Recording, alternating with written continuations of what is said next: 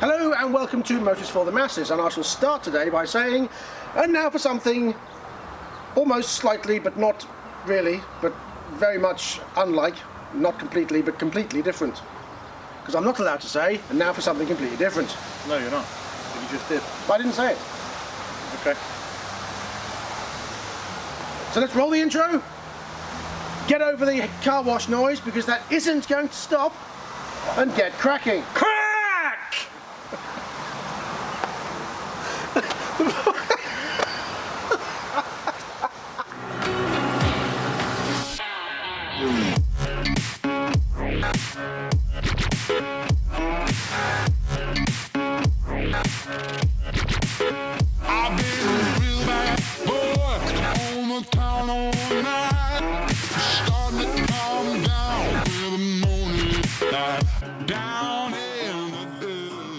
We shall start today by saying we apologise for any ambient car washing noise. However, because we can't use the microphones today because of what we're doing, unfortunately, you might hear some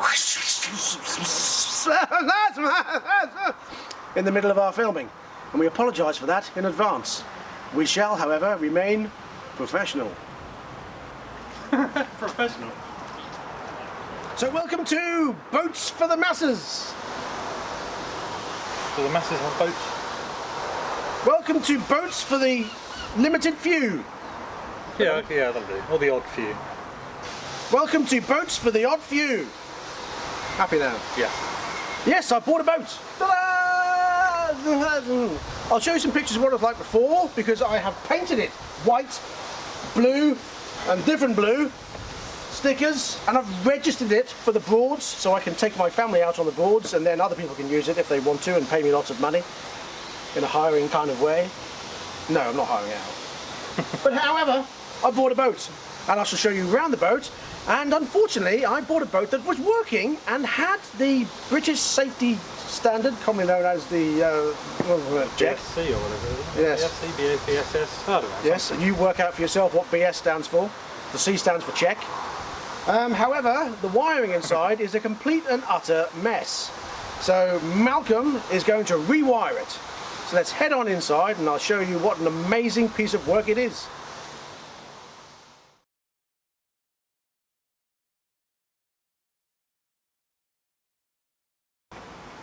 Now first of all I want to show you, because I am me, I made my own family crest.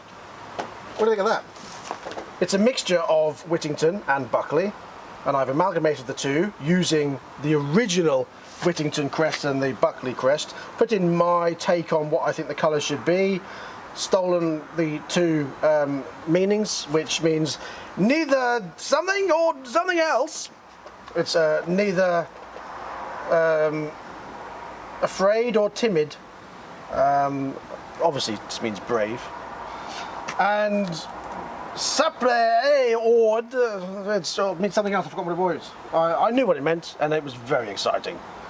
Yeah, so this is me. I was called yesterday an eccentric millionaire, by the way. Do you know that? By him? By Jason and Chris. They both said it. I accept the accolade of eccentric. I am in no way a millionaire. It's wishful thinking. I wish I was.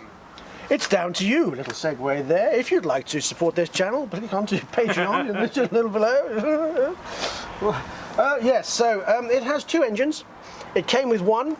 It's a Johnson 35 horsepower engine. Lots of power. I painted it. It was scabby as hell. So I painted it, bought some stickers, and I've stuck them on. I'll show you those in a moment. And then I bought a 4.5 horsepower backup pull cord engine. Both two-stroke, both run off petrol, which is a 25-to-1 mix, which means so much more to him than it does me.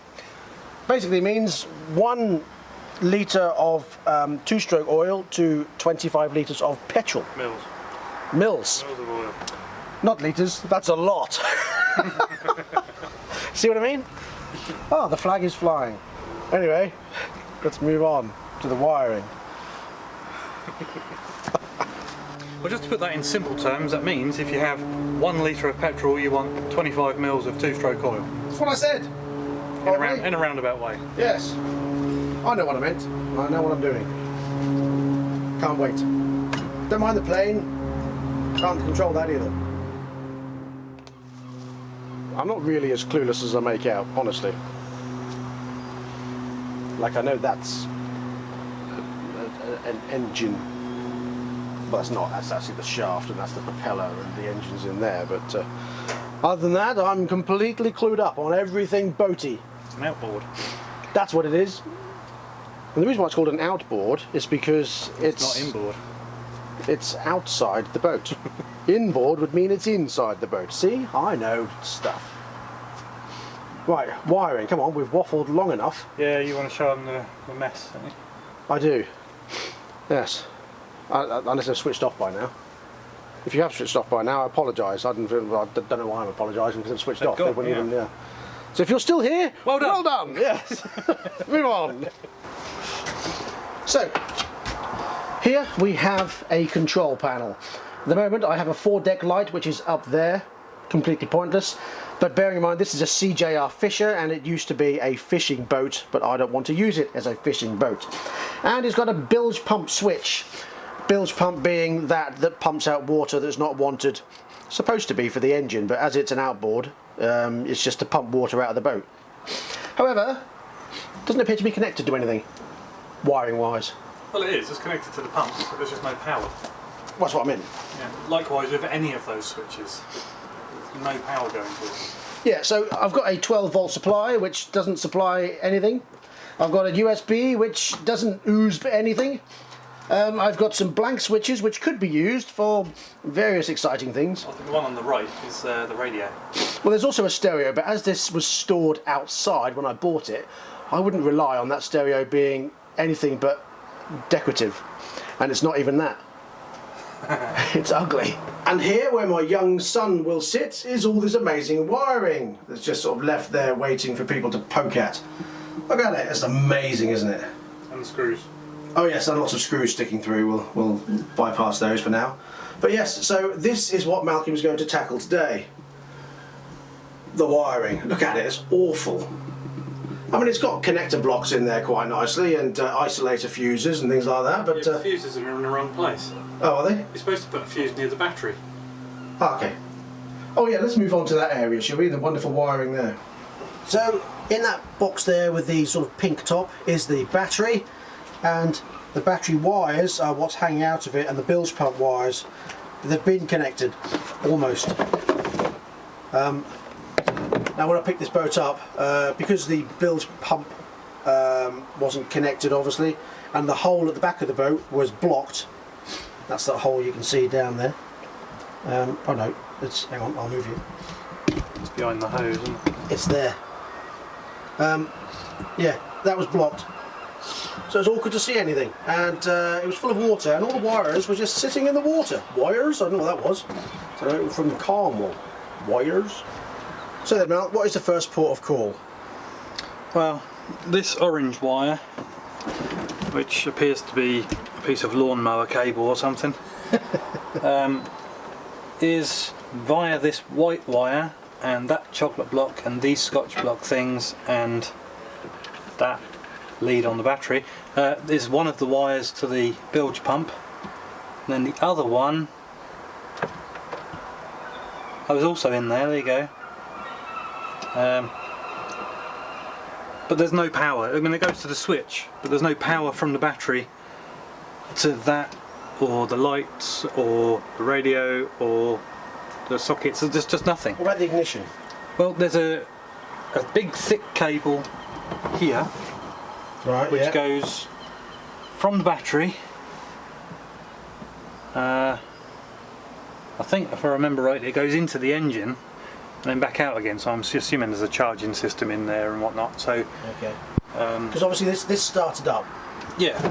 When I bought it. I think the engine is wired because it's connected to the key switch next to your control panel. Yeah, but nothing else. But that's it. And then on the back side of that key switch is literally a bunch of wires which I think are probably just power the engine and connect the charging, and that's it. So I'm hoping that we can get some power off of that key switch to power your switch panel.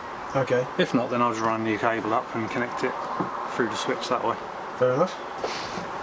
So, do you have a boat? Let us know in the comment section below if you have a boat and if you've seen wiring worse than this. Did you do wiring worse than this? If you did, well done. Shame on you. Yes. But yes, so the plan is to use this boat, and I shall be bringing footage and drone footage of that boat usage in a few weeks to come. The important thing now, everything is done. There was a repair to the hull, which was injected with fiberglass and prepped and done properly, which we've then gone over again just to make sure, and then I've painted the bottom of the boat and the sides. I didn't do the dark blue, I did the front with a different blue because it was all scabby. The white was all cracked and scabby, so I've redone that. The name is as it came, because I'd heard it's bad luck to change the name of a boat. I was going to change it, but I didn't. So, and as I used to live in Jersey, Jersey Rock 2 sort of went. So there. Yeah, so that's it really. Wiring. Over to Malcolm because he knows what he's doing. And wiring just is an array of pretty colours to me. I know what red does, and I know what brown does, and I know what blue does. And I know what the green and yellow does. You're doing household wiring, but this isn't household wiring. No, exactly that. And the problem is he's used blue onto green and then onto red, then onto brown. Yeah. So there's all the colours you can use for all the different ones in one wire. Yep. Which makes it very exciting. Yeah, I'm just going to cut it out and throw it away. Good. Please do. But first, tea. So we've just been interrupted by a delivery. My new fenders have arrived, or life buoys, whatever you want to call them. So they will go on there in place of those scabby ones. I could have cleaned those, but I thought, why not get some new ones? They weren't that much actually, only about 30 odd quid for 6. So pretty pleased with that. So yes, I have to change the rope because they will not go through there. But I'm now going to fit these. Isn't that exciting?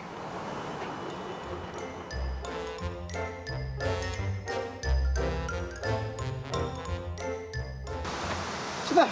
I think that looks much, much neater. So at the moment we've got 12 volts across a brand new battery. I just bought a brand new battery, leisure battery, 12 volts across the terminals. When you turn the ignition on, you get 9 volts. It turns over. Obviously you should never start an outboard motor that's not in water. But it turns over, so we know that it's actually functioning. That's a good thing. Very short time. You can, but it's not ideal. So Malcolm has now tidied up the wiring nicely in there, and up to the new battery. So the bilge pump works, the stereo works, the ignition works, and so does something else. What was it? A light. The lights, that's it, yes. So yes, we have electric, and he's now going to wire in my sat-nav that I've just bought. Yes, I went onto eBay and I bought myself a second-hand Garmin 158i, it's supposed to be about £300, and I paid 50 quid for that. So he's now going to wire that in. Nice. I mostly got it, not because I can navigate my way around the Broads, but mostly so I can see what speed I'm doing. Because unfortunately the rozzers are everywhere, and they have river rozzers too. And the speed limit is either 4, 5 or 6 miles an hour, so I've had to download a map so I can see where the speed limits are and keep an eye on the speed, because the last thing I want is rozzers chasing me down the river, or do I? Interesting video. I'm just going to have a little clear up first. Lots of bits that sort of need to go off the boat really. Just get rid of it.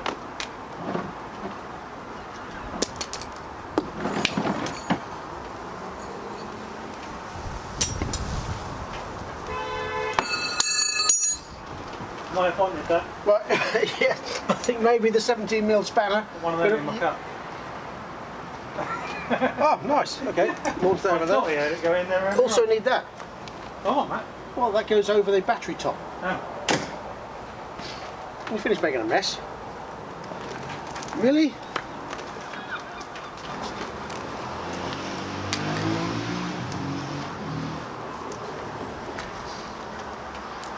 Finished? Yeah, that'll do.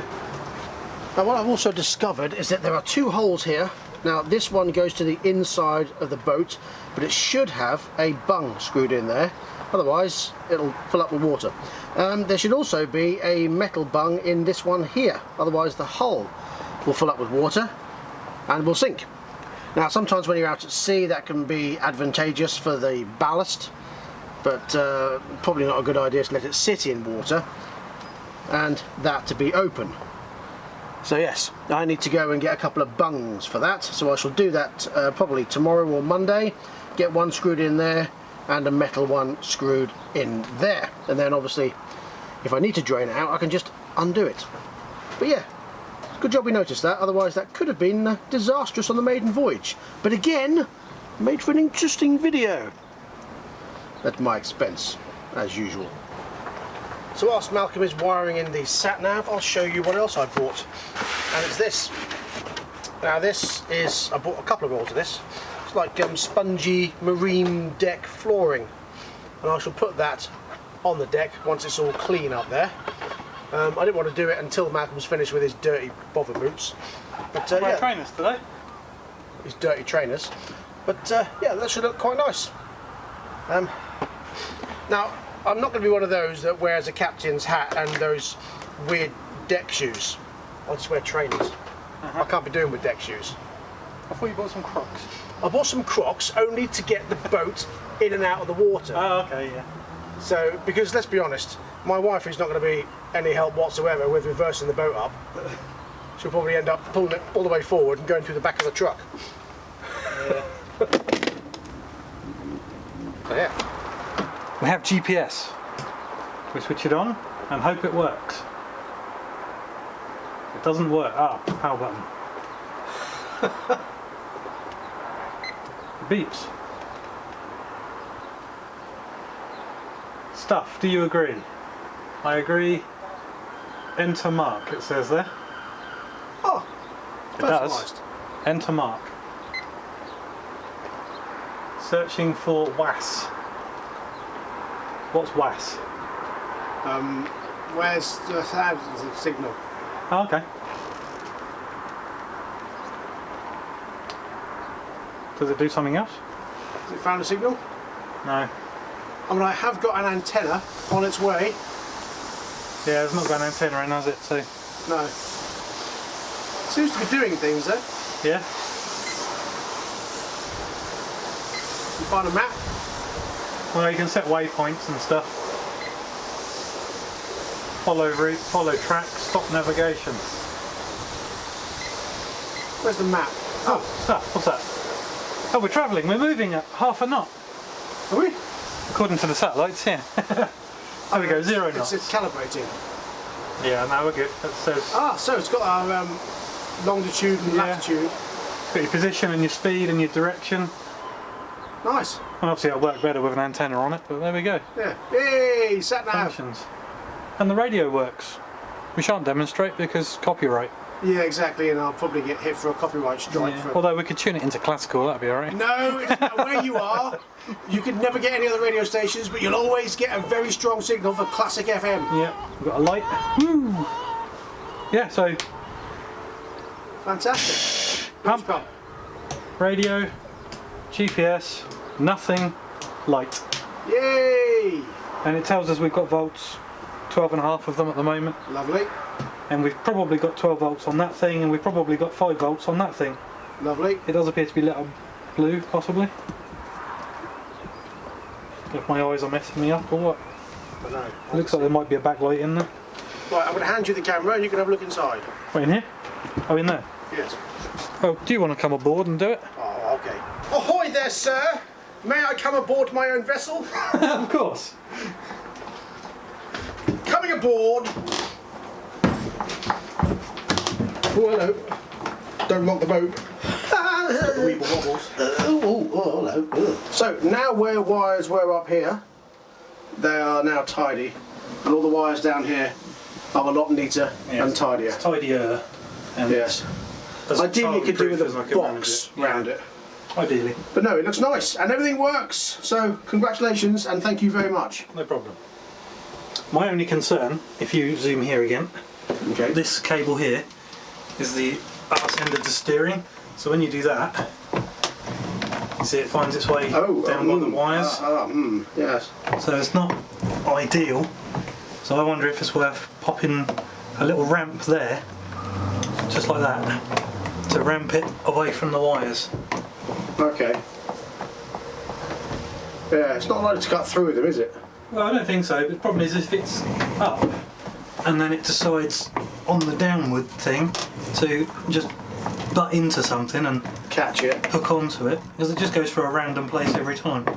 Yeah. But yeah, ideally it wants just a wedge, a wooden wedge stuck on there with some silicone or something to direct it away from the cables. Okay, I shall attend to that. Yeah, easy fix. So everything's now wired up. What about the solar panel at the back there? No, I haven't wired that up. Oh, okay. I was a bit sort of umming and ahhing about that one because it's not, or I don't know if it is, like a posh solar charger thing that will protect the battery and not overcharge it or something daft. Okay. What about putting crocodile clips on the end, so when we stop we can just hook it up and charge the battery when we're sitting stationary? That's a good idea. Alright, We cool. can do that. And we have some crocodile clips. So We do. We'll do that. Take it blows away. So that brings us to the end of this episode of Motors for the Masses. Thank you very much for watching. Please come back next time when we'll be having something else. Possibly different, or we might have a bike. The reason why we haven't got bikes at the moment is because, unfortunately, a lot of them are delayed at sea. And we've heard that one manufacturer recently had his entire shipment that was supposed to come to England diverted to Rotterdam because they couldn't get in. And the captain said, "I'm not waiting, I'm off to Rotterdam, pick it up from there." Which was fun. Helpful. So, until next time, please ride and drive carefully, but have fun. But have fun. Well, there was a delay, and you didn't say it. So I just said it. Yeah, whatever. Boat's good. Yes, do you like it? Bye.